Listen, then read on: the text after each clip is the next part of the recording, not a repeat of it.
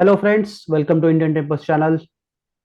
Yet again, we are recording one interview with a very particular person, very special person. Today we have with us Monidipa Bose Dey.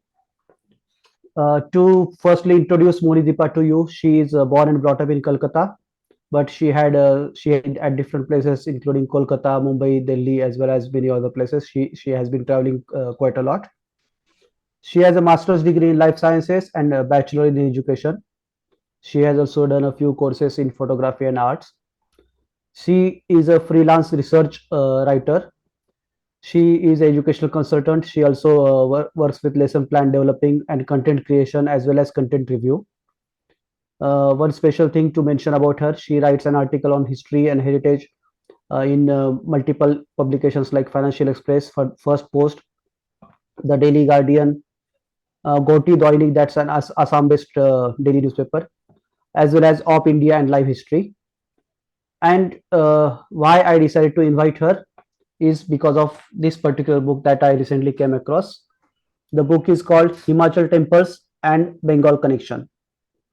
This book has been written by Monidipa, and this book actually got me very interested to have a conversation with her. So, Monidipa, welcome to Indian Temples channel. Thank you. Thank you for inviting.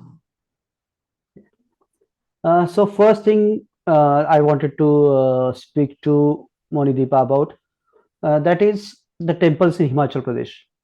Because when you notice on Instagram page, we often post many posts from South Indian temples, including temples from Telangana or Tamil Nadu or Karnataka or maybe some parts of Andhra Pradesh. But very rarely we come across different posts about the temples in J&K or temples in Uttarakhand or Himachal Pradesh. That's because not many are very well versed about the temples in that particular region. So, Monidipa, first of all, thank you very much for writing this book. Thank you very much for writing about the temples in Himachal Pradesh. I would like you to throw some light on different kind of different temples in the Himachal Pradesh for our viewers. If you go to the Himalayas, you will find what we mostly know are those wooden temples. Himachal Pradesh, when you first think, you think of the Hirimba Mata temple. It's typical those pyramid-like tiered structures and a wooden temple. And so I First of all, during growing up years, Himalaya was associated with monasteries. Later, when we started traveling to the Uttarakhand and the Himachal, we realized more than that. So first, then came the temples, stone temples. Then came the first came the wooden temples, then the stone temples. What happened was that when I traveled to Himachal, I used to go regularly over there. My friend stays there, so I used to regularly go over there. And then I had a very interesting talk with this Bijli Mahadev temple. It's a very famous temple in Kulu Valley. Bijli Mahadev temple, and the priest's son had come to visit us. Then he told me very interesting story. He said, since you're from Bengal, do you know that Himachal, this Kulu Valley people, most of them are descendants of Bengalis. So that interested me. I said, why? And he said, because the Pala kings came and ruled here. And when they came, they had brought some 50 to 60 various people, families from various Gotras. He brought them from Bengal and settled them in Himachal Pradesh. This I got to know from the Himachal temple priest. And he said, we have all the Vanshavalis. Since he's a priest's son, he has all the Vanshavalis. So he said, there's a very deep connection between Bengal and Himachal, he told me. That is what interested me. And then I decided, I had heard about the stone temples in the Mandi town. I had heard about it. But this conversation with this priest is what put me onto track. So I decided to go and explore those temples. And there are also many temples near where I used to stay with my friend. Her former house was in Sarsai area. That is very near to Naggar. Now, Naggar was once the capital of the Skulu kings, including the Pala dynasty. It was the capital. So there were many stone temples there. He then told me go and explore those also, because you will see the connection. So I decided to go and explore. And what first struck me was that these stone temples are very typical Eastern India architecture. If you look at them, if you're aware of what the Eastern ancient, I'm not talking of the medieval, Bengal may You can divide the temples into two distinct parts. One is the ancient, that is the pre-Islamic, ancient to early medieval, before the Islamists came in. Then there's a gap of 100 to 200 years when there was only destruction, when the temples were being destroyed and they were trying to subjugation effort was going on. So those 200 years in between, there were no temples built. And then again after that, say let's say from around late 14th century, there's the revival. There's a very strong Hindu revival in Bengal under Prabhu Sri Chaitanya led it basically. So that phase of temple is very different to the first phase. So Bengal has two very distinct temple architecture. The second architecture, the medieval part, when the Renaissance happened, when the revival happened, everybody knows the Chala, typical Bengal roof hut, the Chala style temples. Everybody knows of those. What people don't know was the ancient temple architecture in Bengal. This is because Bengal was flattened. They were trying to subjugate, and since they were not being able to control it, so to strike a feeling of fear, what they did was they destroyed temples. Entire Bengal was flattened mostly. So very few remaining temples are there, but there are still temples standing. So if you, those were not known. What were known were recorded by fortunately for us, they were recorded by the British era archaeologists who all traveled a lot. Most of them were British. Later, many Bengali historians, again, just to say, let's say the colonial era or just after, as long as R.C. Mazumdar was there, these were all recorded. So the documentation is all there, just that we did not know because people were not going out. Books had gone because from the 80s, the leftists took over. Books went out of print. A lot of narratives were changed in Indian history. So people were not aware of it. Now there is social media. People are knowing that there are ancient temples in Bengal. They're going out, taking photos, posting. So now we know that Bengal had ancient architecture.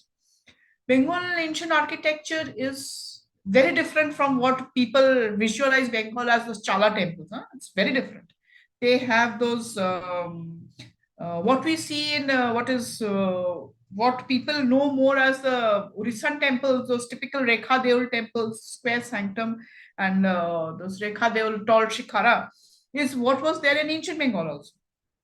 Bengal had those in stone temples, and there are many. I have written a blog on it, and there are still quite a number of temples of from the ancient Pala era standing.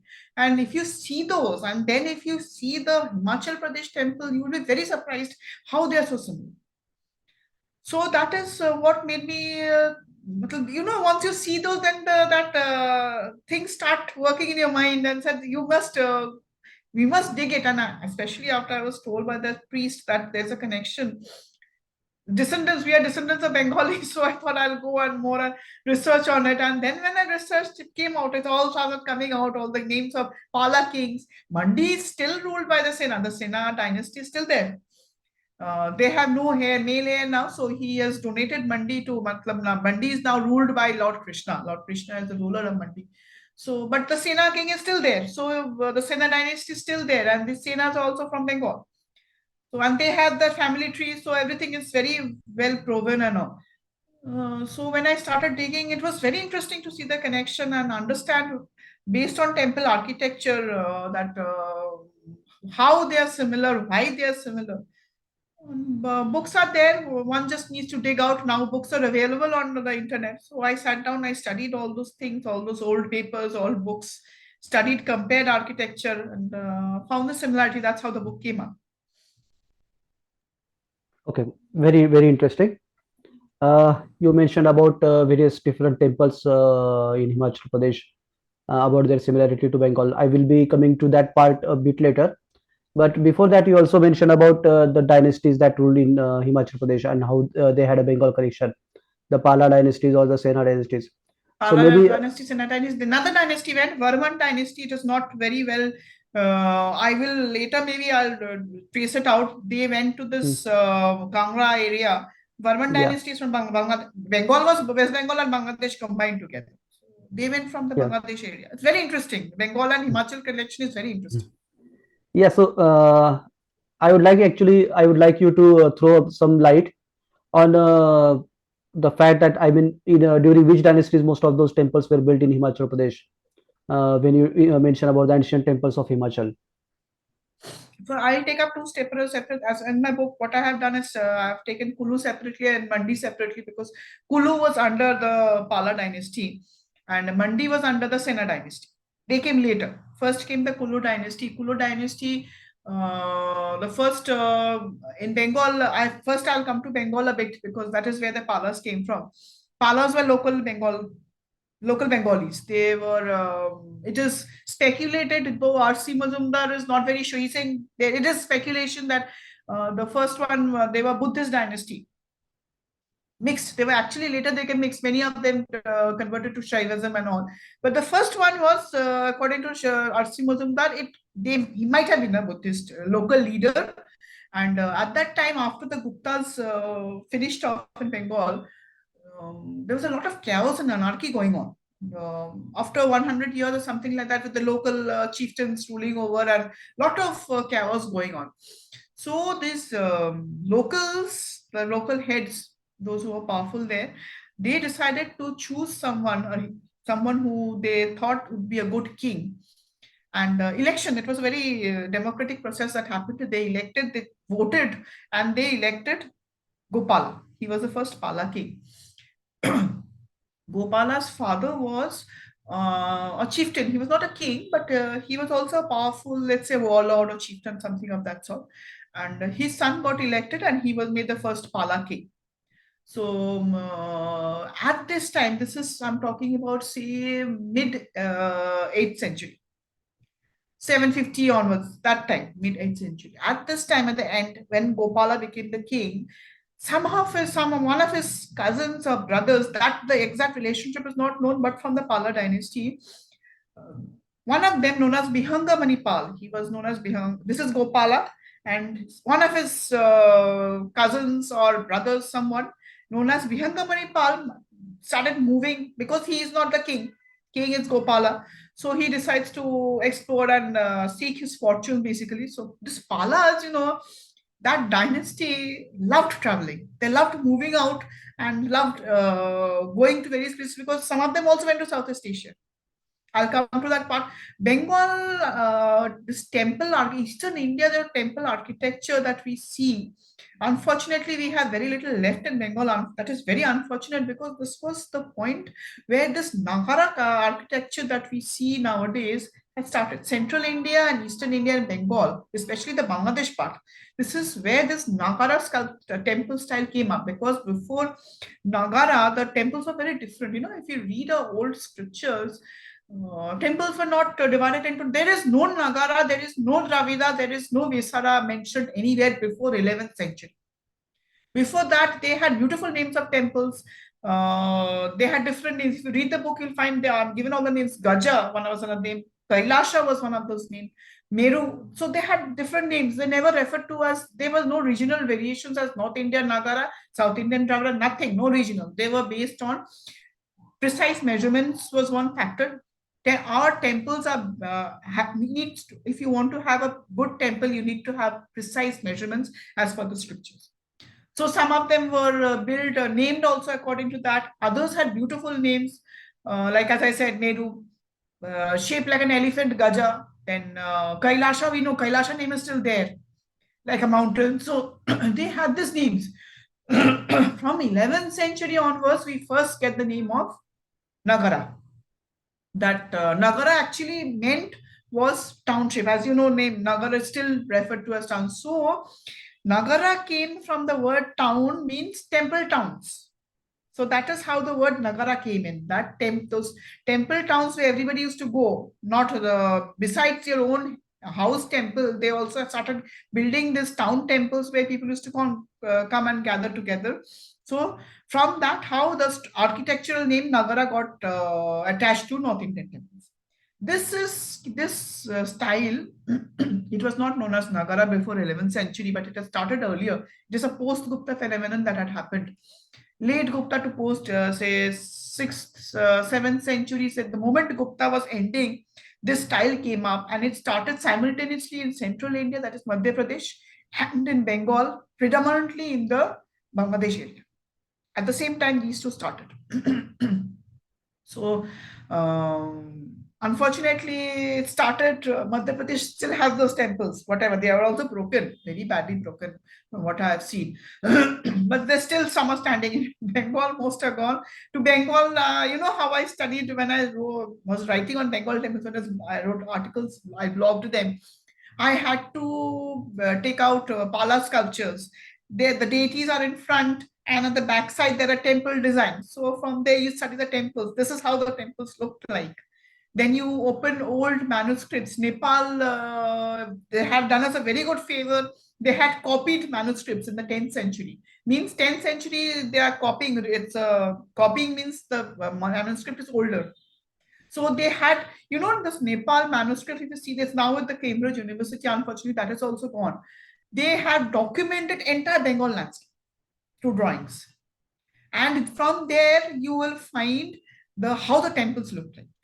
And Buddhist temples, Hindu temples both look the same, except that the Buddhist temples had stupa on the top of the shikhara, they had a stupa, and the Hindu temples on top they had, if it's a Shaiva temple, there should be a Shivalinga on top. Vaishnava temple would most likely have a Garuda on top. So this is how when somebody's entering, they would know I'm entering a Hindu temple, I'm entering a Buddhist temple. So these are all very beautifully documented. I had to study those drawings, and there are few temples. Those pictures are also in my blog. And then, you know, interestingly, I had to go and study temples in Burma. Burma, they still have temples, which the architecture went from Bengal.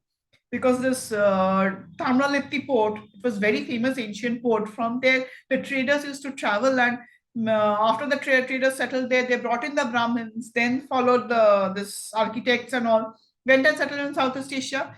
Burma, Indonesia, you get all old Bengal ancient temples, the architecture. They all went from Bengal. And then Odisha, Odisha, maybe there are two types of temples. One is again the ancient part, which is not Kalinga. I just can't make people understand that Odisha architecture is also two types. One is the post Gupta and the late Gupta to post Gupta, and the other is the Kalingan architecture. Now, Kalingan architecture is just an offshoot of the Nagara architecture. Basic is Nagara architecture. Kalingan is a regional variation, which now this Nagara comes at 11th. This Kalingan architecture came even later, say around 12th century. So before that is the post-Gupta architecture that is followed, and temples like Parameshwara temple is post-Gupta. It is not Kalingan. I just can't. I keep on repeating. Still, people will. It's something which has gone inside the head. A lot of after many years. So this Parameshwara temple, these are all old post-Gupta style, and the Kalingan architecture, if you want to see, it's a much more evolved form of this Nagara, was the famous Bhubaneswara Lingaraj temple. That is Kalingan architecture. So again, Odisha, like Bengal, has two types.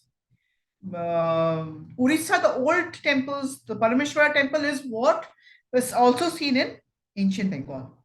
These are all common cultural areas, like part of it. This political boundaries are all new. This earlier, during when they had these kingdoms, it was not like that. Bengal and Bihar were always together under the Pala dynasty, Sena dynasty. They were always more or less together. So this Bihar also has seen a lot of devastation, a lot of destruction. Bihar temples hardly are there. Bihar will also follow the same pattern as Bengal temples. The same. Think of the old Odisha and the Rekha Deol temples, the tall curvilinear shikhara and the square sanctum. Bengal had these temples.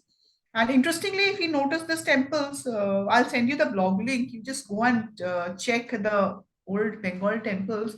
They don't have a mandapa in front. You come to the temple, there are just two pillars, little bit extended, just two pillars, and the entry part. You just enter through those little bit extended pillar. There is again a tall, small little bit of a decorative arch on top, and then you enter directly into the sanctum. So you will not find any mandapa in front. They have the festival, the Antarala part is there, but otherwise you just directly enter into the sanctum. This is the ancient Bengal temple architecture. This is what got carried over to Himachal Pradesh. Okay, so when you were Without talking the about mandapa part. yeah, so when you're talking about the decorative part, you probably were talking about the toranas that are in front of the temples, right? Very, very little bit. You know, if you see the Himachal temples, you'll find just two pillars. little bit this decoration on top, then the lintel comes, you directly enter Yeah. into the sanctum. No, So nothing as mandapa. something like Makar Toran that is usually They visible in don't do many Makar temples. Toranas in Bengal or Himachal Pradesh. Okay. They have this. Uh, if you uh, if you pull up a picture, you will find that they have this little bit. It's arch, tri arch sort of. Okay. Okay. Uh, Okay. this that sort of entrance, that is a decorative Hmm. part, and then you just enter. So Okay. this is Got the that. design architecture which Hmm. got carried over to this Okay. the Palas carried took them over to Himachal Pradesh. Now, if you come to another interesting, now if Pala is architecture, they carried over this. Now, the Pala dynasty ruled till I think around 1450. They were there till 1450 in the Kulu area. First, they ruled from Jagat set, and uh, there is a beautiful temple over there. One must see it. Those who visit the Manali area, they must visit this. It's a late 8th century, just when the Palas went. I think it must have been one of those first temples they built. Jagatsuk, the place is Jagatsuk, and that is where they first had that capital. They took the blessings from Hirimba Devi, and the first Mani Pal was first capital was Jagatsuk. There is this very beautiful post-Gupta period temple built by the Palas. One must see it. It's a small temple. It's beautiful. And from there, they later shifted to Nagar. Nagar has a lot of stone temples built by the Palas. One must. I have all recorded it in my books. It's there in my blogs also. If you just need to read them and serially visit them when you go to those places. Beautiful temples. One must see them. Stone temples, all built by the Palas. Nagar is completely Pala built place. So if you see and then if you read the check the Bengal temples, you will find they are very similar architecture. There is no difference. Those typical amlakas on top is typical Eastern India architecture. Now, if you move on to the Mandi area where the Sena dynasty ruled, Sena dynasties went later. They went around 13th, 14th century after they lost their, when the Islamic invaders came in, the Sena dynasty lost a part of the kingdom. They survived for many years after that in Bengal, but part of the dynasty, the kingdom was gone. One of the king's brothers moved westward, and then after some skirmish in Bengal and Punjab area, one of the brothers got killed. The other one moved on to north, and then they came and settled in this Mandi area. And again, they had a fight over there. Two brothers got separated. Mandi, two separate senas were ruling, and they had fights, but they never destroyed each other because after all, they knew it was family. They were fighting over one particular fertile valley area. They had a lot of fights, but they never killed each other, finished them because they knew ultimately at the end of it, we are family, Sena family.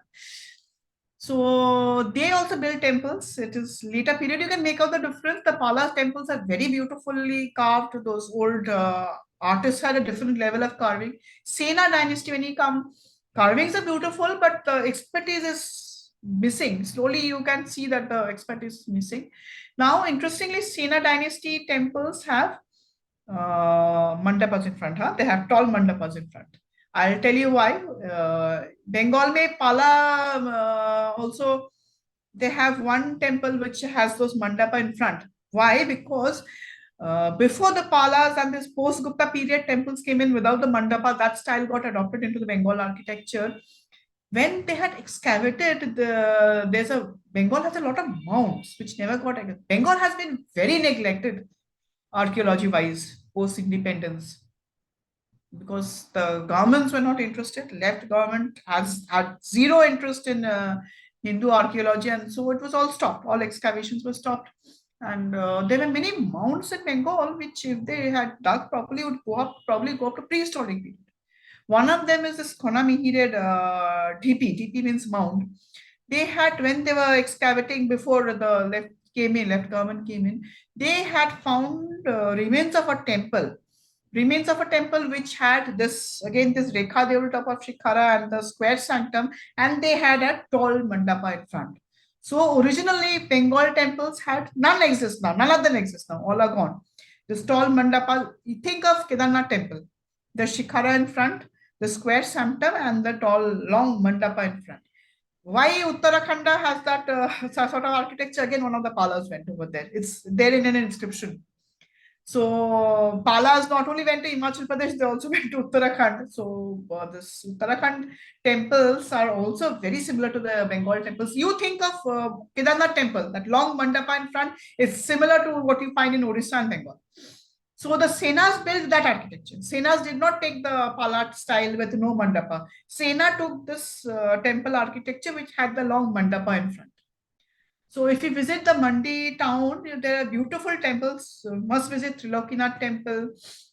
It's a very beautiful temple. They have a very beautiful Ardhanarishwara temple, very rare in India. This one must visit once one goes to the Mandi Valley, Mandi town, because Ardhanarishwara temple is very rarely found in India, and one of them is in Mandi.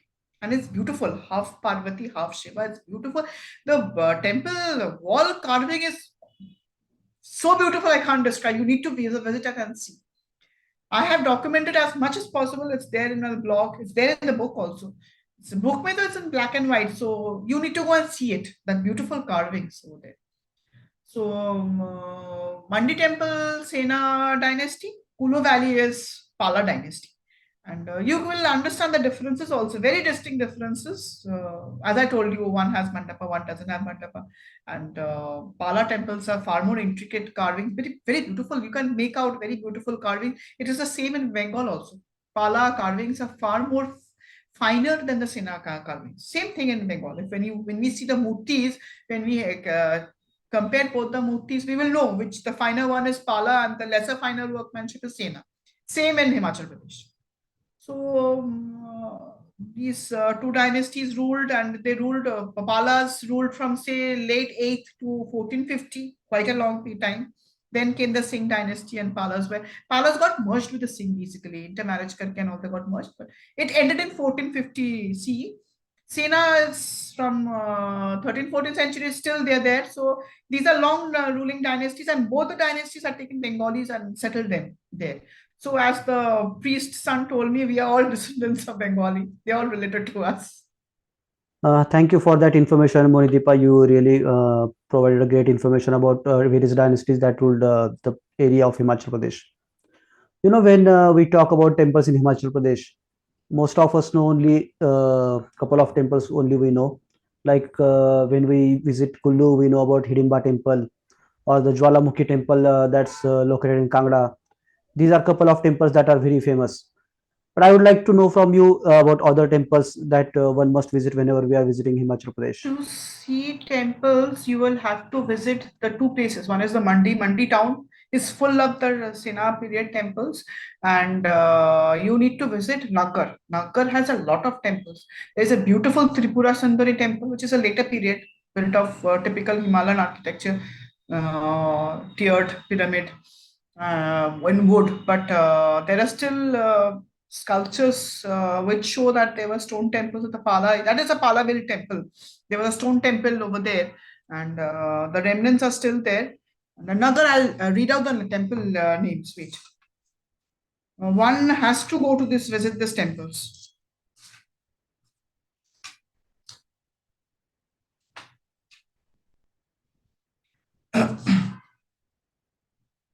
Nagar, once you go to Nagar, you start with the yes. Once you go to that Nagar place, there's a Nagar castle, which is very famous. Most people visit the Nagar castle. Beyond that, you must visit the Tripura Sendura temple. Tripura Sendura temple was originally built by Raja Yashoda Pal, which was a stone structure. The remnants are still there. Now it is a wooden later period structure. The stone parts are still there, and you will immediately know there was an older temple there. It was built by Raja Yashoda Pala. And after that, you must visit is the Gauri Shankara temple. It's now taken over the ASI body. It's well maintained. Functional temple prayers are still held every day. This is also 9th to 11th century, and it's a Pala era. It's very beautiful. Those typical Eastern India architecture. Once you see it, you will know. No mandapa in front. This thing architecture that I told you. That is Gauri Shankara temple. It's very beautiful. Then you must visit the Dashal temple. Dashal temple is not known by any. I will say very few people know. I think Himachal people are also a little possessive of the temples and don't like to talk about it much, because if people start going, it also sort of affects the serenity of the place, the sanctity of the place. So they don't like to talk about it. I am only saying this because of the Bengal connection, and beautiful temples are there, and people who are really interested in heritage must see them. The Shal temple, it's a little way to walk up a bit from Sarsai. There's a little lane which goes up. You have to climb that. It's not a difficult climb, very easy climb. It goes to the Lashal village. Beautiful Pala built temple. One must see it. It's there in the book. Pictures are there in black and white, and details have been given. So once, if you carry the book with you and you go and visit, you will know what to see and what not to see in those temples. Everything has been documented by me. I have visited the temples many times, and it's the same in the same area. There is also, if you want, people who visit the Nagar castle must look outside the castle, and immediately they turn and look outside the castle, they will see a very beautiful 11th century Pala era Vishnu temple. That's a Vishnu temple. Palas were mostly Shaivites. Those Palas who are converted, all converted into Shaivism. So it's interesting to see in Himachal Pradesh, they had built a Vishnu temple. It's also a very beautiful Vishnu temple.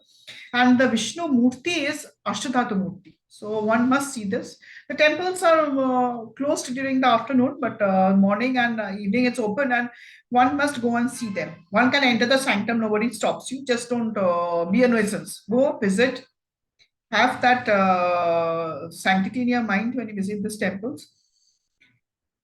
So there's this Vishnu temple right beside the Nagar castle. One must see it. Then there are other temples, like the old Chandi temple, which is there in Nagar, and here they have this Kulu Dashera, where it's very famous, where all the village gods come to Kulu. And when they come, this is one of those locations where some of the deities are stays for this puja. This is the old. You just go and tell them old Chandi temple. They will direct you. The villagers will direct you where to go. And one must see is that Jagatsuk temple. This is very important temple, one of the earliest built Pala temple, and it's one of the oldest, among the oldest temples that is surviving in entire Himachal Pradesh. This is among the oldest temple, a stone temple which is surviving in Himachal Pradesh. It is the Shiva temple in Jagatsuk. It is post-Gupta period. I have completely detailed, given all the architecture and everything in details with pictures also. One must visit this temple. Another very important temple to visit in the Kulu Valley is the Basheshwara temple in Bajaura district. It is not exactly in Kulu town, it is in Bajaura district. I will tell you why this is important. This Basheshwara temple is a quasi, meaning false, Sarvatabhadra temple plan. This Sarvatabhadra plan is not seen in India. This has gone carried over to Burma and Indonesia, but you will not find it anywhere in India right now. The only place they have found remains of Sarvatabhadra temple is in Bangladesh, from where it was originated. This Sarvatabhadra, I'm mentioning this because Basheshwara temple stands as an example of the connection between Bengal and Himachal Pradesh. This Sarvatabhadra architecture originated in Bangladesh, Bengal area, and they have found one temple with this architecture. Sarvatabhadra is where you have those stairs to climb up to a little bit of a platform. You have to climb up.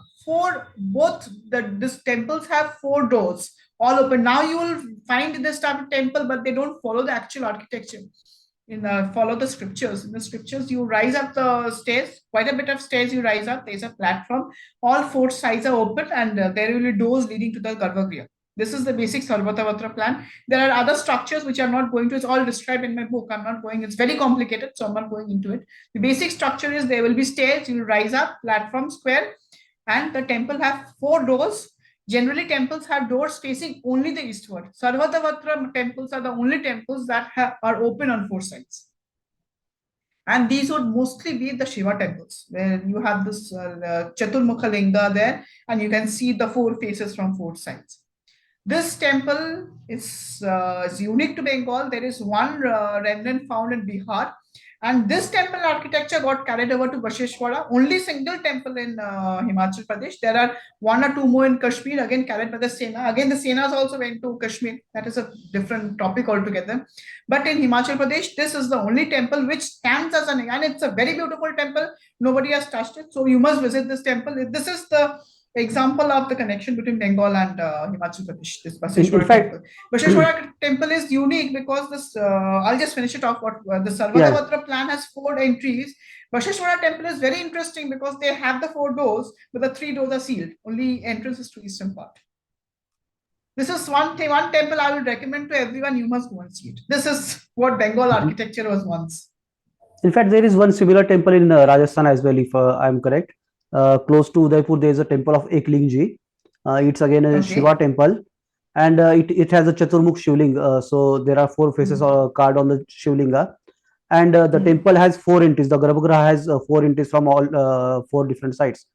I It may be has wrong because here. Shiva temples, they have this, you can enter from 4 sides to see him. Yeah, yeah.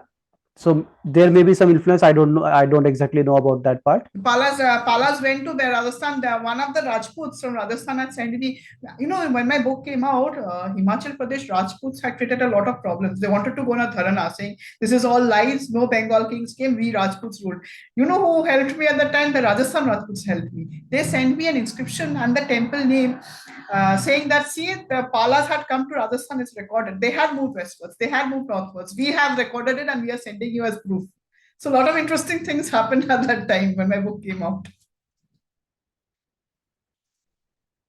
Yeah, there is a long list of temples that you have mentioned.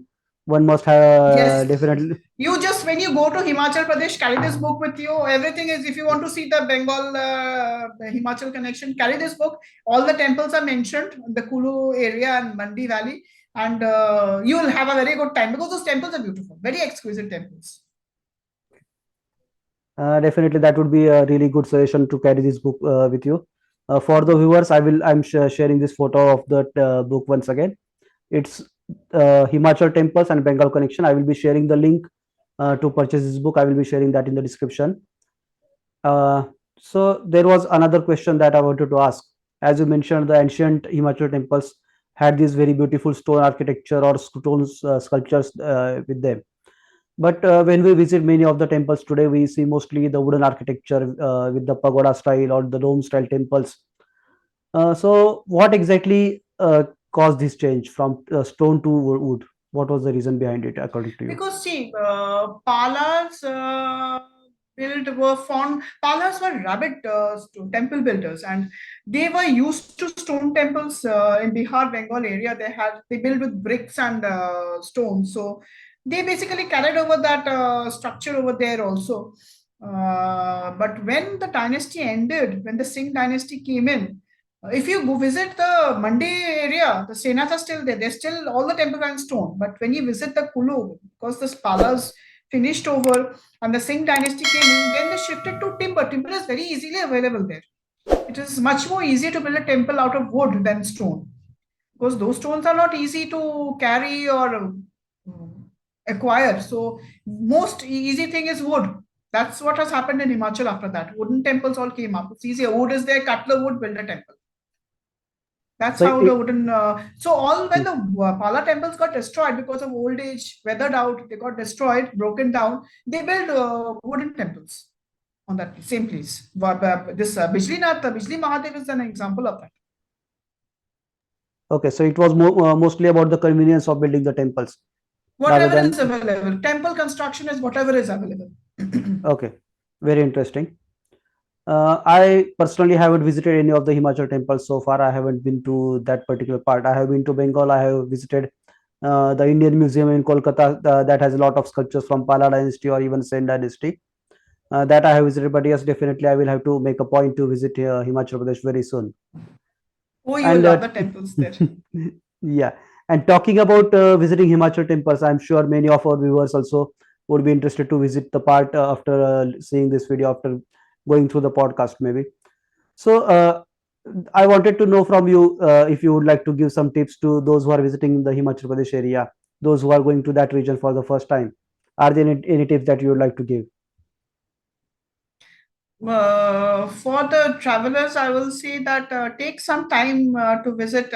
Don't rush, just go and come back. No, take some time. Himalaya is something which you need to feel. It's not to be just sitting down and taking pictures and all. You need to feel that place. Himalaya. I have a very strong connection with Himalaya because I was When I was as a child, my parents were in Darjeeling, so I stayed there for quite some years. So I have a very strong bonding with the Himalaya.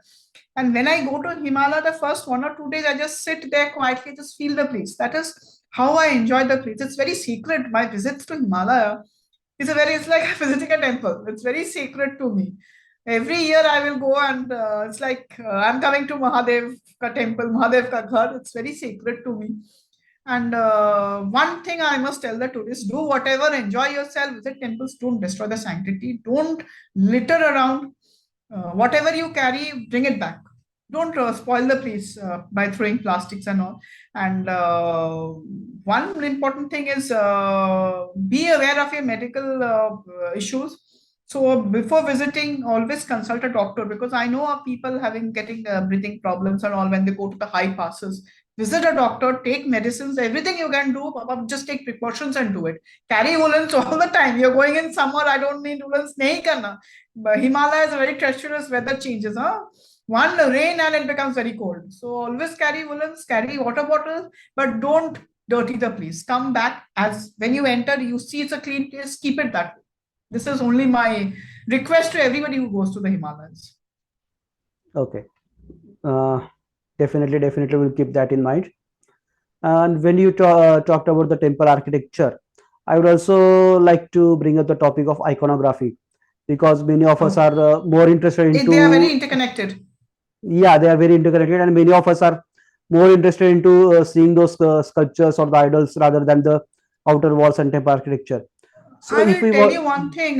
yeah, These cultures all have a meaning, and I wish people would really understand the meaning of what this culture. I have explained them in my book, and if people read it, they will. I hopefully they'll understand the meaning. Each culture has a meaning, and unless you know the meaning, like I'm giving an example of this Mithuna sculptures on the temple walls. They have a different meaning altogether. People, I have seen foreigners or other people not understanding, laughing at it. They don't even understand the meaning behind it.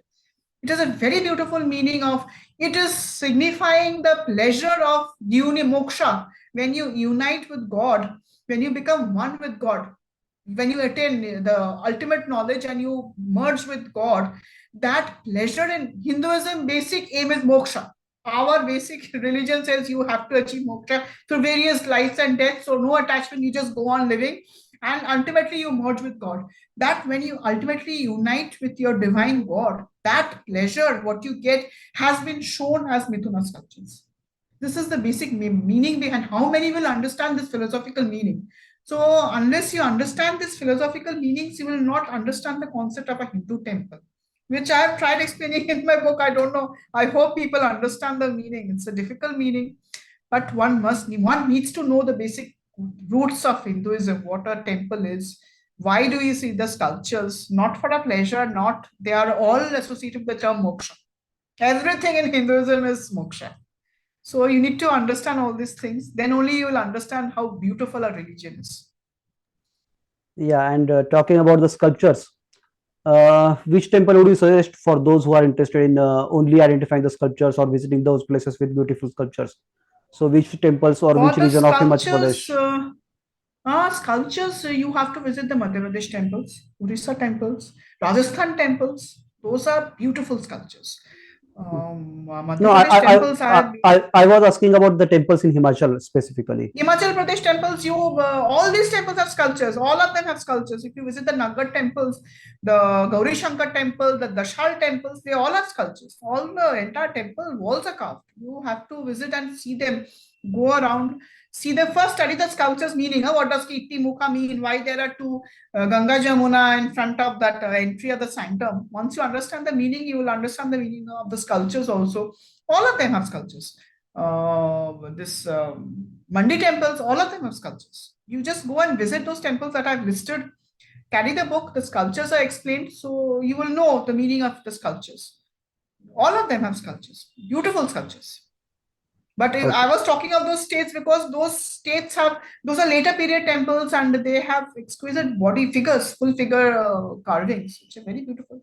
Himachal Pradesh also has the Ardhanarishwara temple, has beautiful sculptures. Go and see them. Just stand in front and you will be mesmerized by the beautiful sculptures. okay. You mentioned about Ardhanarishwara temple. For our viewers, I just That is a wanted must to, see. yeah, that's as you rightly mentioned, it's a very rare temple. In fact, I You will had not been find to, Ardhanarishwara in many places. hmm, yeah, in fact, I was to one of the Ardhanarishwara temple a few months back. It's located in Maharashtra. It's very close to popular pilgrimage place of Pandharpur. So around 25 kilometers from Pandharpur, there is a small village called Velapur, and they have a very beautiful Ardhanarishwara temple there as well. So for our viewers who are from that particular region, please make a point to go and visit that place. There is a very also a very beautiful museum just outside the temple. So coming back to the topic of our interview, the Himachal temples. So, and you have provided us a lot of information about the temples and their Bengal connection, about the dynasties that ruled in the region, about various temple architecture there. Uh, of course, the book provides a lot more information that than what you have already shared. I will be sharing the link of the book in the description for those who want to buy that book. And once you read that book, once our visitors will viewers will read the book, they might have some more questions, they might have some more doubts about the temples, they might have some suggestions, or they in case if anyone of them want to get in touch with you, what will be the best way to get in touch? Mail me with the questions. I'll answer all mails. I love talking on temples. You can give both my mail addresses, Gmail and Rocket Mail. Okay. So for It's our viewers, if Monidipa Day at Gmail. You have my Gmail yeah, ID, I the have same I have Monidipa Day at, yeah. okay. So I will be sharing the email ID in the Yes, please. description below, and those who Mhm. have questions about anything any of the topic, they can definitely mail All my social Monideep media and handles, anywhere they can post comments where they can ask questions. The yeah. Facebook, Twitter, or Instagram, anywhere they can come and ask. Okay, I will be sharing all the links as well as that. I will also be sharing the link of your blog in the description below so that My viewers blog can has a visit. lot about the iconography part, huh? So if people are Yeah. interested in sculptures, understand the meaning, I have covered everything from Shiva to Vishnu to everyone is there. So they can also Yes. read through my blog articles. Yeah. In fact, I have already visited your blog and I have read many of them, many of the articles. I also read your articles on various different publications like on First Post or the Financial Mm-hmm. Express. I have also read these articles before preparing for the interview. So Okay. Monidipa, it was a very wonderful interaction with you. I'm sure this interaction is not enough for our viewers as well as for me. I will definitely be bugging you for another interview very soon. I will. Sure, not a problem. I love talking about temples. Yeah, we can definitely have one more Sure. interview very soon. And in fact, I'm also looking forward to sometime exploring the region with you, if time permits, Mhm. or whenever you are in the region. Maybe you can call a meet up there, and you can ask those who are interested to join you, and people can explore a couple of temples along with you. So that will be a We can wonderful work it experience. out. Yeah. Yeah, Yeah. so that can be worked out in the future. But for the time being, Mhm. it had been a very wonderful experience, very wonderful interaction with you. I definitely look forward to more such interactions, more such interviews with you. Thank you And so much. yeah, thank you very much for your time, Thank Monidipa. you. Thank you very much. It was a pleasure talking. Mhm. Yeah.